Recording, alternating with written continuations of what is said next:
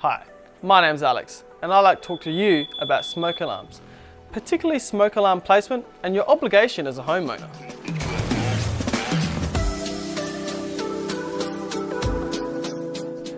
Smoke alarms are a legal requirement in all Australian homes and are a vital early warning sign against the risk of fire.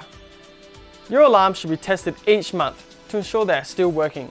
They should also be cleaned every 6 months to remove the dust and other particles that could prevent internal parts from working properly.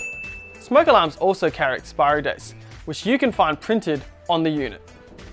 Australian regulations also dictate that smoke alarms need to be hardwired into your home's power supply and a battery backup must also be in place. In terms of location, most regulations assert that they are to be positioned along hallways and within earshot of all bedrooms. Now, this is where it gets complicated. Smoke alarm regulations differ from state to state, so the type and number of alarms required in South Australia differs from what is necessary in Queensland, Victoria, Western Australia, and so on.